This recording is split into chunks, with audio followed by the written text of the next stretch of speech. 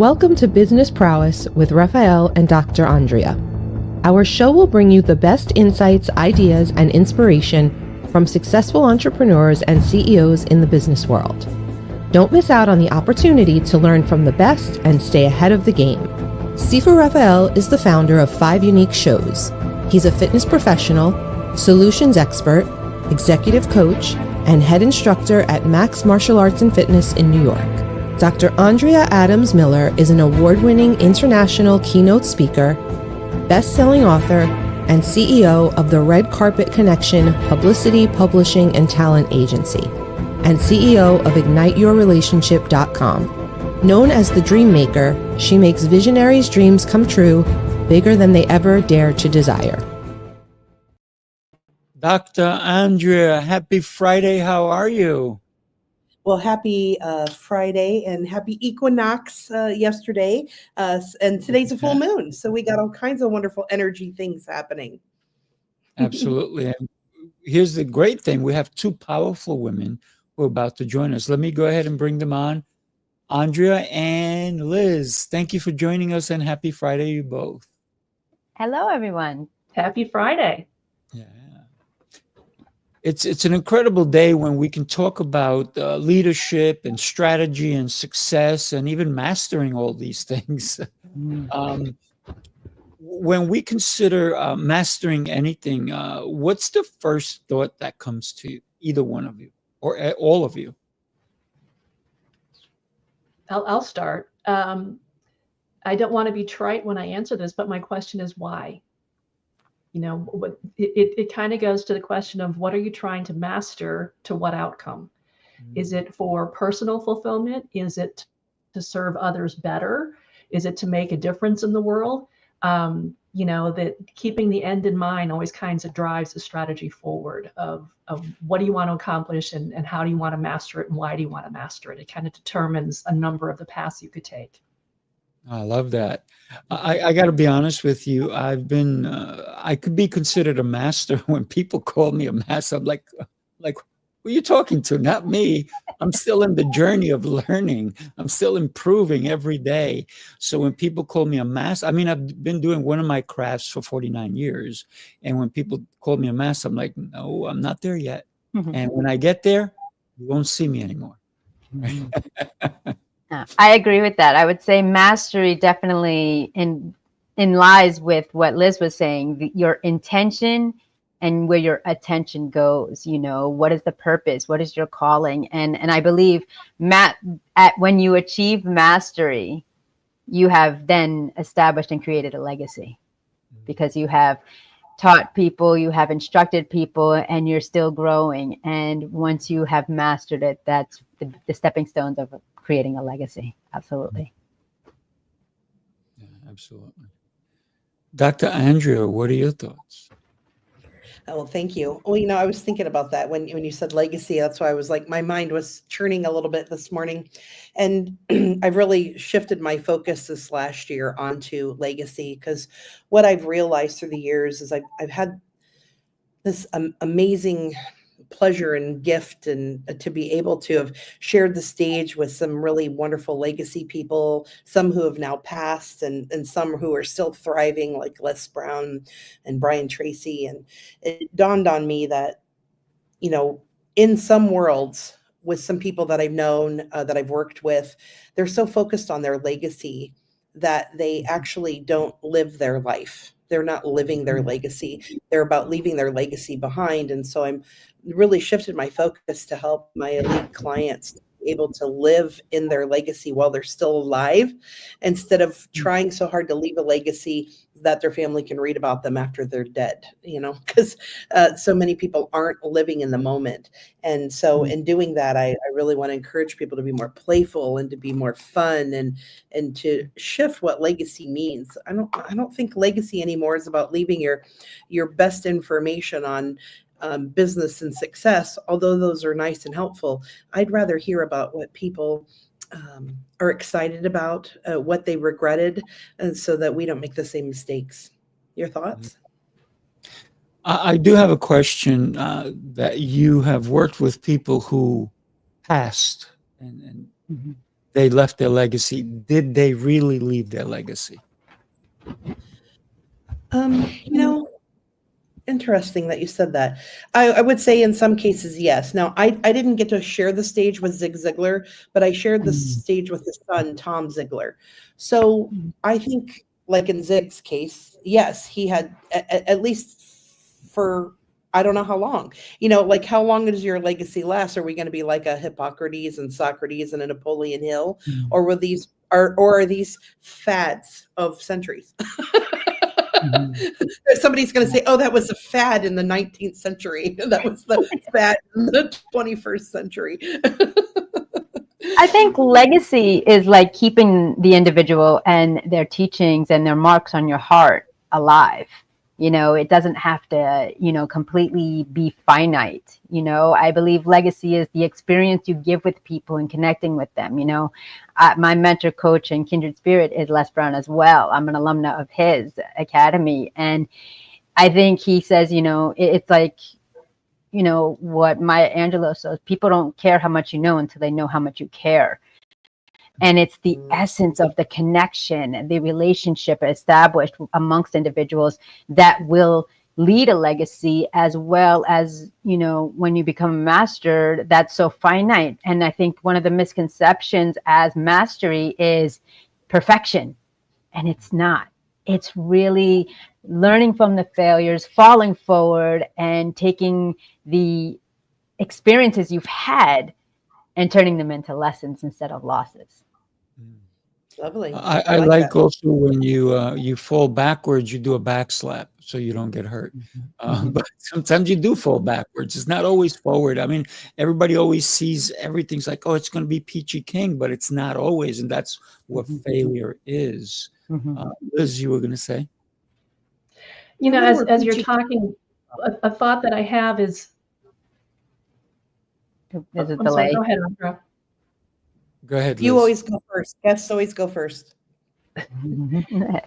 As you were talking about, the idea of legacy, it kind of shifted my mind to combining that with your question initially on mastery. And where my mind went was part of the evolutionary process that we're talking about. And it's something that I see the clients that I've had the good fortune to work over time with, and I mean multiple years, and I even see it with my own career, my own business, is I believe a part of mastery and a part of creating a legacy or leaving a legacy is how you evolve over time to continue to add to your cool toolkit, to continue to add to your expertise, but then identify how do you leverage more where your true strengths lie to provide greater value to those you're serving, or even getting greater fulfillment yourself. In what I'm referring to specifically, I've been in business for over 30 years, and I started as a training company and did that for probably the first 15 years of my business. And then clients pulled me into the consulting advisory role in where I am now, is really leveraging that with different types of leaders and deepening skill sets, and honestly deepening the fun that I have, and I think the effectiveness that I have with the people that I'm able to interact with and learn from. So I think this whole conversation around mastery and legacy is kind of an evolutionary process. Yeah, I love it. Fantastic. What do you guys think about play in the world of all this mastery? People who are actually having fun and playing. It's funny you mention that, because that's the name of my business, Press Play, Plan Life According to You, LLC. So I've really been able to adopt and adapt the essence of having fun. It's not easy as business owners, as entrepreneurs, as authors and speakers. We have to come up with a certain avatar to really present and enhance our brand, our mission, our message. But at the same time, we have to learn how to lead with experience, be personable, be authentic, and act with integrity. And that's one of the things I love about Les Brown, because he remembers where he comes from. And if y'all know him, that laugh is contagious, and it will make you smile at any point, at any given day. And I think that's what we have to really incorporate, especially in the up and coming youth. They're coming into a world where left is right, right is left, up is down, chaos, confusion, and a lot of comparison and competition. So if we look at it as a symbiotic relationship, what can I learn from you? My areas of strength are your improvements, and so forth, and have fun with it, and learn to smile and share our mistakes and our failures. Hey, it's a part of the journey. But you know what? I found one way not to do something, and I'm here to share it with you as helping you on your journey. Love it. I think the whole idea about play is really interesting, because I'll be fully candid. Initially when I was coming up through the ranks, I was that typical hard charger type A. There's a right way to do things, and you charge ahead and you get things done. And at the end of the day, the more check marks I have on my to-do list, the happier I am. And let's just say over time, I've learned to ease off of that perspective a little bit. And the whole concept that it really started becoming a reality in my office with my team about 15 years ago, where I finally wised up and got over this perception that play was silly and was non-productive, to instead use it for what it is, as a true indicator of the health of your culture, the health of your systems, the health of your team, and the health of your performance. And we started having a little saying around the office: if we're not laughing, something isn't working. Now, that didn't mean that we're going to sit and tell jokes all day and it was constantly a party. But what it meant that if we couldn't, to Andrea, to your point, if we couldn't laugh at ourselves every now and then, and if we couldn't enjoy working together, something was wrong. Either a relationship was starting to fragment, we had a problem with a customer, we had an infrastructure issue, we had a systems problem, we had a procedures problem, we had a service delivery problem. Something wasn't right. So this idea of play wasn't, tossing Nerf balls around the office. It was, are we enjoying what we're doing together and with the people that we're doing it? Makes sense. That's a critical aspect of success, I believe, to enjoy what you're doing. Because I promise when I grow up, I'm going to get a job. I promise.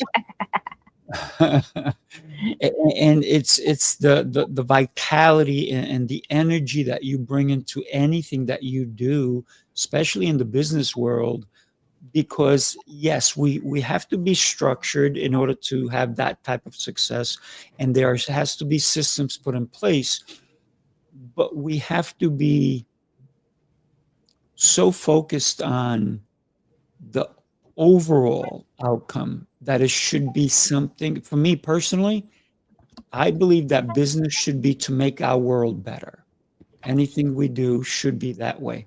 So if my outcome is going to be success that someone else is benefiting, not just me, then I may have to, put on my hard hat and go to work and be super serious, and then have some playtime in between in order for me to be energized to come and do it again tomorrow.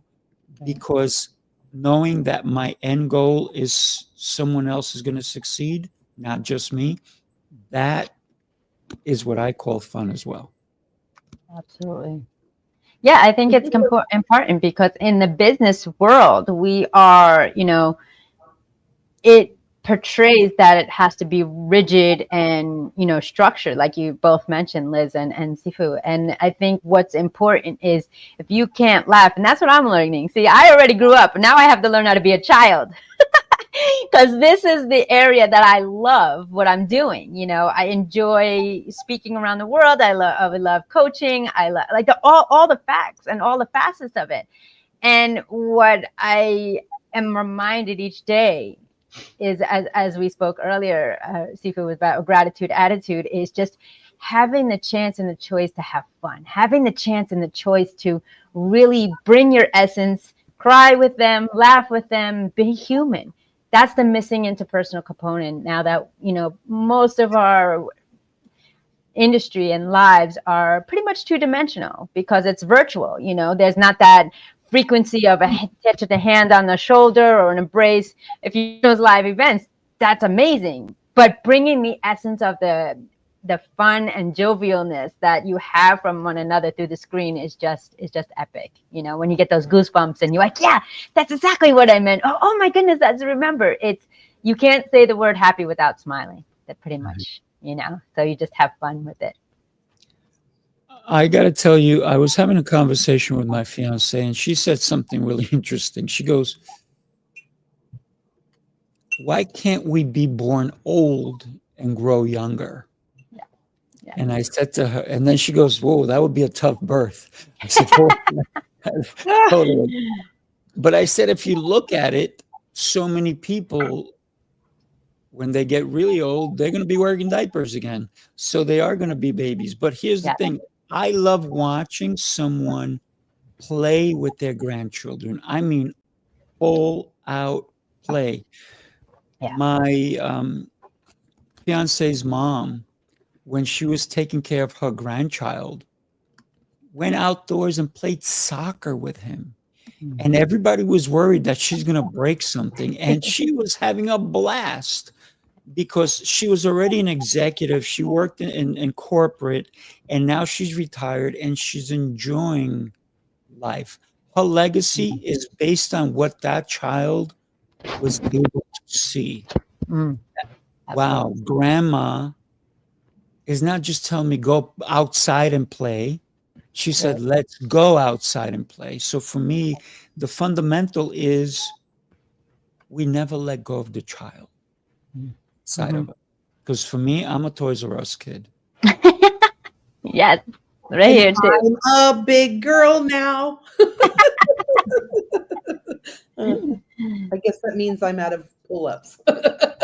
You know, I think that's a really interesting segue. And as a grandma, as a Gigi, I can tell you, you know, it in a way, it kind of correlates to how we also behave as leaders or business owners, because I also have been very intentional with the relationship that I've created with my grandson. I want to ensure that he always knows I'm always going to be there for him. He can always trust me, and he can always talk to me. And we have a private bond and a sacred bond that he can tell me things if he wants to that he doesn't tell anybody else. I'm not the one he goes to when he wants to bake cookies. That's my sister. You know, that's what he has a relationship with her on. I have a different relationship. But I just share that as an example to your point, Sifu, that like with leaders, it's what is the relationship, what is the brand, what is the connection we want to make with our teams or with those we serve, to have that bond with them, to make sure that we have some type of relationship with them that they value and we value at the same time. What does that look like? Oh, absolutely. I think connection as a leader is going to make you a better leader. And then the other part of leadership, I believe for myself, which I do very often, is I give other people the opportunity to lead, and I'm showing them how I've done it. And then I give them the opportunity to do it. But then when they say, am I doing this right? I say, why do you keep asking me that question? I will tell you if you're doing a mistake. And it won't just be me, it'll be everybody else. So doing it, it's okay to fail, right? So that's one of the things that as leaders, we have to teach the ones that are coming up or the ones that are at the same level is don't forget, like you talked about Les Brown. And yes, he does have that laugh that everybody just wants to smile when he does it. But there's so many people similar to him because they're genuine and they're speaking from their heart. And as a leader, I think we have to bring our heart into leadership because we're helping someone else. And we're filling their goals with inspiration. So they have someone to look up to, but also someone that they're looking down at who will look up to them. And we got to show them how to take care of them as well. You know, if I could say something, because as you're speaking, Sifu, I'm kind of flashing back to probably 10 years ago. I was facilitating a panel discussion at a conference, and the conference topic was on, I believe, how to develop your business and relationships, something like that. And one of the members of the audience, as the panelists had shared their focus on developing relationships with their teams or with their stakeholders or with their customers, that had been a theme that was coming out repeatedly in this panel discussion. Someone from the audience raised their hand and they said, I appreciate everything all of you are saying, and I respect the work that you do and what you've all accomplished, but I'm not looking to be friends with the people that I work with, and I'm not looking to be friends with the people that are my clients. So I don't really want to build these relationships or friendships. I just want to do really good work with them. Mm. And I so appreciated the question because, somewhat like I alluded to, I could see my 22-year-old self or my 24-year-old self asking that same question or making that same comment and not realizing. And what we went on to explain to this person and the other individuals, when we're talking about building relationships and really caring and trusting, it's not that we want to become best friends with everybody and we want to start hanging out and we're gonna be texting back and forth 24/7. It means that, if I need an expert in XYZ, I know I'm going to call Andrea. If I need an expert in ABC, I'm going to call Dr. Andrea. I know if I need an expert in this, I'm going to call Sifu, because I've worked with each of you enough over the years that I've come to trust you. I can count on you. I know the quality of your work. I know you've had my back at times when I've screwed up, and we've been there for each other. And that doesn't mean we're going to be connected at the hip from here on out. But we know when we're in a situation to work together, boom, we're on it. And I've got your back and you've got mine. Mm-hmm. So I think it's that idea of what do you really mean when you're creating relationships at work and why they're so important. Mm-hmm. Can you be trusted, and can you trust other people? Yeah, absolutely. And that's a lesson that and you're right, so many people, young people, like, I don't need to be your friend. You're right. We don't need to be friends, but we need to be, because let's say I work a 9 to 5, which I can't remember the last time I did, way over 30 years ago. But if I'm working a 9 to 5, and from 9 to 5, you're going to be sitting at the desk next to me, guess what? I still need to socialize with you, even though we're work related. We may be working on a project. Maybe we're working on different projects, and while our heads are down, we still have to say good morning to each other. Do you need anything? Stuff of that nature, in order to facilitate a friendlier and a more symbiotic work environment, if you will. Mm-hmm. Mm-hmm. I remember working in the social work and psychology industries for about 2 decades, and it was always behind the scenes and outreach and everything, and you had a different myriad of individuals that you went out with, and some people will want to go out with this person on this day and otherwise. But what really took was attractive to me was the jobs that were family oriented. Not only family oriented, like within the employees' families, family comes first, health and safety, but the familial aspect in the morale of the office. Because, when you work in corporate or any kind of employment, where you're doing a 9 to 5 or a standard shift, as Sifu was mentioning, it is a family somewhat in the environment that you're in, the good, the bad, the ugly, and, if somebody's not well in the office. And I think it's really important to really take inventory or assessment for those in corporate or working in an employment area space to make sure to check in on that morale every now and again, because you're going to have somebody that may be going through something, taking it to the office, not leaving it at home, but doesn't feel comfortable, as Liz was mentioning about that trust, to share it amongst the coworkers. If you think about it, for those individuals who have those jobs, not as entrepreneurs, they are with that person more than with their family, to be quite honest, because you're with them during that shift. You're with them on call and business meetings and so forth, depending on what role you play on there. And then you have a bookend of a half hour or an hour on each end in commute. So I think it's really important to understand the morale of the environmental space that you work in, whether it's team-based as an entrepreneur, solopreneur, or even in the corporate world, because it's all about mental health. Because in order to be a leader, you have to be your best version of yourself. In order to go towards success, you have to have a mindset of a plan of action, of strategy, while having fun at the same time. It's a lot of emotional intelligence and balance and awareness to make sure everything is working smoothly. Absolutely. Yeah. Go ahead, Dr. Andrea, you're muted.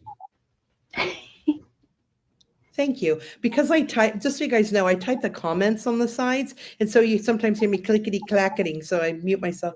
So I wanted to jump in on this because I worked in law enforcement as the beginning of my career. And when I talk about law enforcement, I find that military people accept me very well because there's the same kind of camaraderie that happens within those fields. And it certainly happens in other fields as well, but these are the two that I most know about. And one of the things that, you know, kind of ingrained in us is that regardless of the situation, I was a corrections officer and I was a police certified dispatcher. So it's not like I was out on the street or anything like that with the officers, although sometimes I did. But the point was that we had to have each other's back. You had to trust that other person, no matter whether they liked you or didn't like you or actually despised you or didn't despise you, was going to make sure that you were protected and taken care of. And that kind of honorability within that kind of community, it's like expected and believed. So no matter how much you disagreed with someone, there was somehow this sense of, maybe love's not the right word, but I'm going to love on that person. I'm going to make sure they're safe.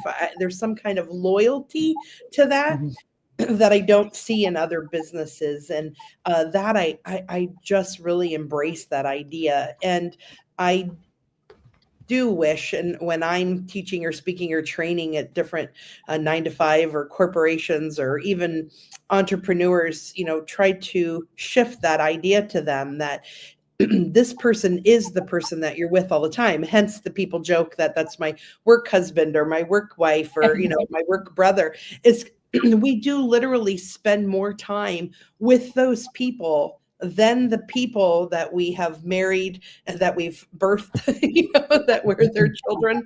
And so the more we can focus on that idea that and celebrate and attract people around us that support that. So, because they're the ones who are feeding our minds and our brains the most. So, and then when to realize that it's time to step away because it's not feeding, you know, like it's kind of like, I guess, like a marriage that's okay and not so great. And that other person's not willing to get better. You think, do I stay in this because I put in 12 years or do you get out because you've invested 12 years and not getting better? And I think those are decisions people need to make in business. And I wish those were decisions in business I would have been tough enough to put out or end or, you know, release earlier myself. So I'd love to hear your guys' thoughts on that. Yeah, I think it's that fear of instability, making that transition from a 9-to-5 corporate or something that you're working for somebody else to working for yourself. You know, you have that kind of, how would I say it, like guilt, like, well, I've dedicated, I wanted to make this milestone and I just can't take it anymore. Because of what happens too is, you know, Sifu had mentioned, you know, I love working. You know, if you don't love what you do, why are you doing it? Because you're really hurting yourself. You're not really feeding into the soul, feeding into your heart. And so I think it is truly important to kind of really assess what is my, again, going back to what we said earlier, my intention and attention for staying. Is it to have stability and have my mental health compromised? And health compromised, or is it to have fun, as we mentioned, in life and really see how we can take all the attributes and accolades that we have thus far and be brave enough and bold enough to step away and say, I can do this a different way. You know, Dr. Andrea, a lot of the work that I'm doing right now with my with my coaching and advisory clients, I think it really speaks to what you were just talking about also, is having one another's back. And one of the conversations that I have with literally every one of my clients is getting more intentional about what you are bringing to the executive table or to the management table and to those conversations that indicate that you understand what the other players do, are responsible for, and are impacted by, that you feed into. Mhm. So kind of to your point of, I understand how my work could either stab you in the back or protect your back. And how do you engage in those conversations across functional areas as a leadership team to number one, indicate that you're aware of the challenges and the successes of other colleagues in the management and the leadership team. But number two, that you are not blindsiding them with things that you and your team might be doing or getting ready to roll out, that their teams are going to be impacted by, that you're not giving them a heads up about. And it's one of those basic things of, something as on the surface seemingly basic as that demonstrates to your colleagues and your peers, I've got your back, or I don't. Because if I don't, you're blindsided. If I do, you're not surprised. Yeah, I got to say that what happens with the military and police officers and FBI and CSI and all these different people is that they've had training. And in their training, they're told, your partner, you have to rely on them because your life may depend on it. And they've gone through all these scenarios where maybe they could lose their life, but it was their partner who would save them. And we don't do any training in the corporate world where we talk about the longevity of your career based on how you treat other people, how you value someone else. And that is lost. But in the military, let's say military, that's going to cover everybody, right? That is essential for survival. And we don't teach that in any corporation. And and especially some corporations where they have turnaround all the time. They're like, oh, Mary was here. Oh, hey, Bob, how are you? And oh, hey, Ted. All of a sudden, it's like a week or every 2-3 months, somebody else is in the position, and maybe you're still there. For some strange reason, you're still there. You didn't realize that maybe you need to flee quick. And what winds up happening is that they're not going to trust themselves to share anything with this person, because in their mind, they're thinking they'll be gone, but I'll still be here. So corporations or even small business needs to start to teach the value of someone else. Maybe even say, hey, by the way, we just hired Mary and she's going to start in a week. And this is something about her. Let's make her feel welcome. Let's share, with her some of these strategies that we use so she can come into the fold and feel like she belongs. But most people don't do that, including small businesses. They're just like, yep, this is Mary. Take it to work. Let's go. Let's get it done. And I think that's very important, Sifu, because that is what is happening. We have such a short turnaround. We have such people, I believe, either fear, instability, or limited self-courage and self-confidence, that the reason the turnaround isn't there is because of the communication amongst the hirees based on the interview, based the team welcoming that new person. And I believe, Liz, too, as you mentioned, it's understanding one another's role. Some companies don't even know what their next person in line in the org chart do or what they're responsible for. And then they may have more demands that they're limited to divulge to the line staff, and then their anger and frustration is not meeting their quota, and it's trickled down, and there's no level of communication or symbiosis of, hey, you know what? this is my role, like what I used to have in one of the companies I worked with was that everybody, hey, how are you doing? We would have a meeting, morning meeting, 10 minutes at top. How are you doing? And we would kind of go through, I forgot what it was called, something like a rosebud, something that was blossoming that you were happy about, something that was a thorn that you wanted to deal with. So you kind of laid the plane of, here I am today, what's going on. And I'm going to need, what, if I'm going through a little bit, Liz, I may need you to kind of pick me up. And if I really take it, Sifu, I need you to take me to the parking lot to just breathe, to debrief. And I think that communication is scarce and sparse nowadays just because of the level of time.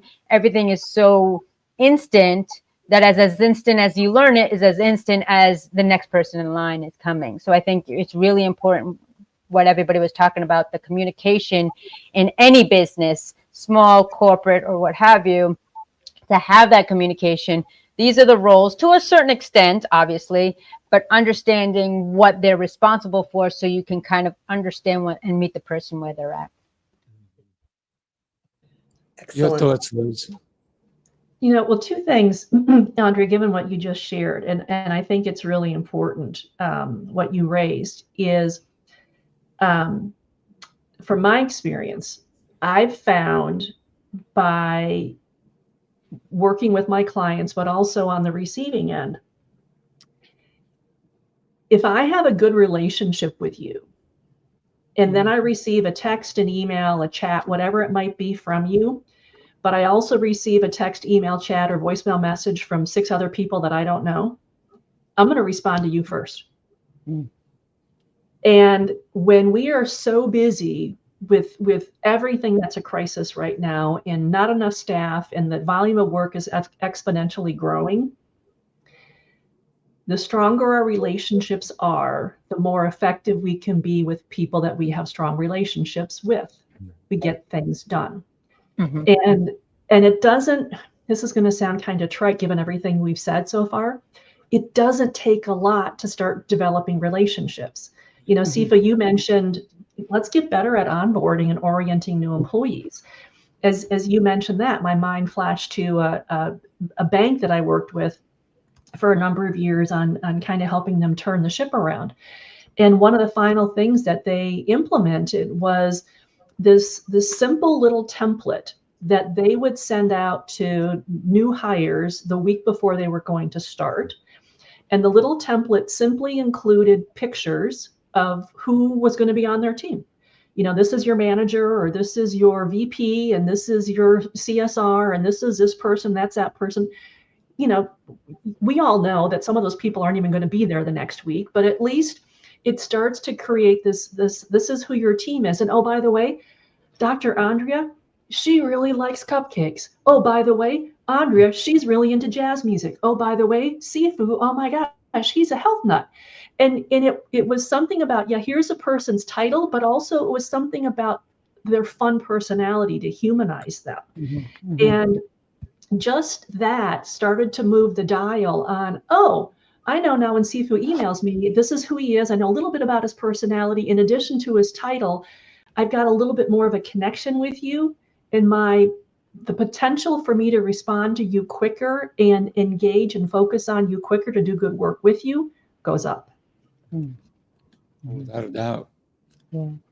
And I think too, we have to kind of break the stigmatism of the industries that we're going into, Dr. Andrea was saying law enforcement, and, they're more rigid, they're more, kind of, always on the prowl, ready to take action, as opposed to someone who's in childcare and is jovial on the ground working with kids.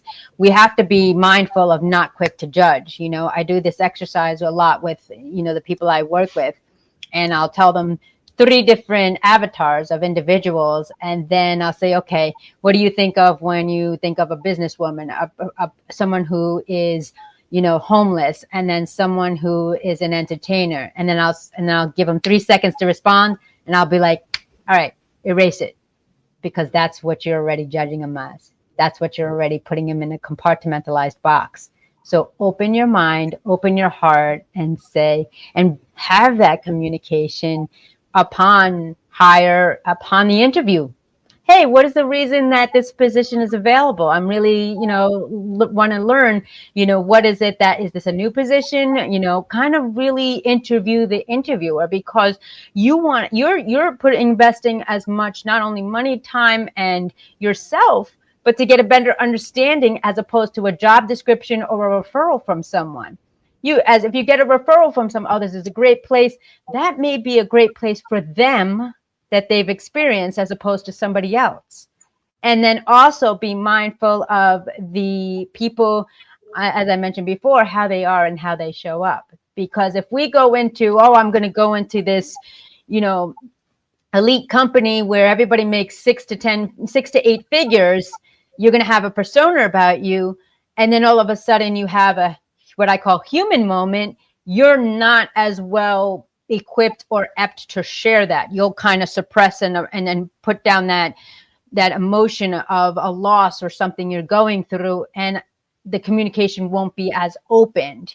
Whereas if you're working in a nurturing setting with helping people, you're more inclined and a little bit more comfortable, per se, just from personal experience, to really open up with that. So I think most importantly, it's really about having the communication lines open, that open door policy with not only your colleagues, but also your supervisors. And be the first.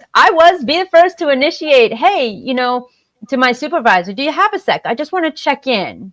Because it's always good to check in. Not only is it making you proactive, but it's also allowing you to kind of take the ball in your court and have that open line of communication that, Andrea's always doing all her tasks. Everything's great, but not getting any communication except for like an assessment at the end of that project or term. I believe that when we engage with people, we have to see them for who they are in a deeper level, not just their business mind, but their personal mind. Dr. Andrea works with celebrities and athletes, and I have as well. And one of the reasons that I've done security for some of them is because I see them as a person. That's the first thing. They actually sit down and talk to me sometimes, because I'm just asking, how's it going? Yeah. What's going on with your day? What's the next thing you're doing? But it's more of a communication that they lack, especially celebrities, because some people, or somebody who's a billionaire, because people, as you've seen so many different skits out there, people are looking at somebody with money just for their money.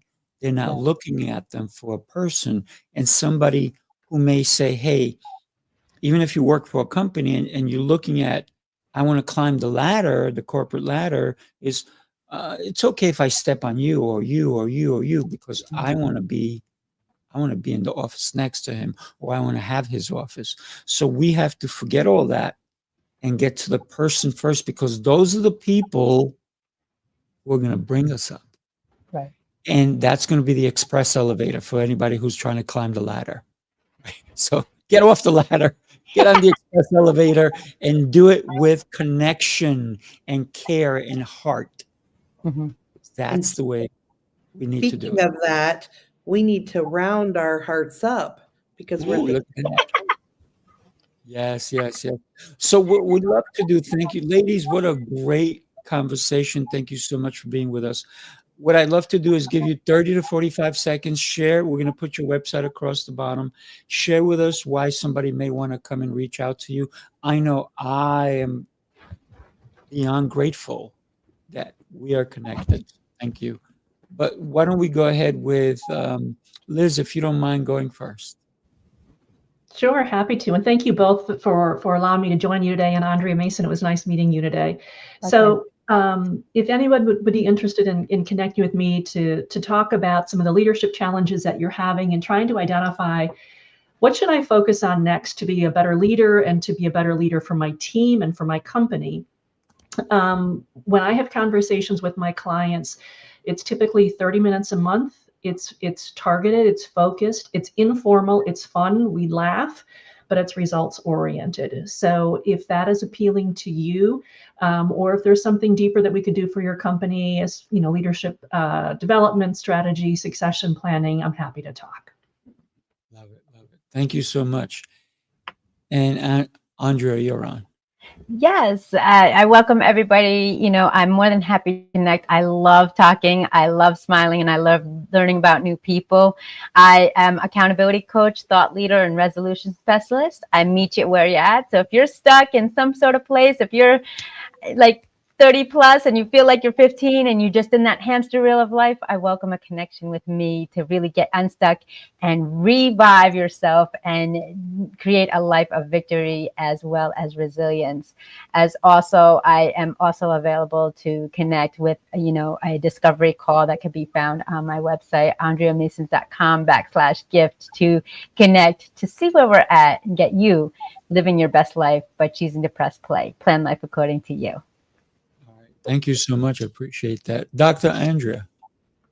Yes, so I own the Red Carpet Connection, and I'm a neuroscientist and a PR specialist and a business strategist. But forgetting all those titles, what I really love to do is be that background support for people to help lift them up so that they can overcome challenges that they didn't even know that they were capable of overcoming, and to address and expand their horizons to growth and expansion for themselves personally, for their business, and for their communities, so that they can really live the legacy that they want, that we can make their dreams come true bigger than they ever dared to desire. So that's what I really inspire to do. So if those interest you, reach out to me, theredcarpetconnection.com.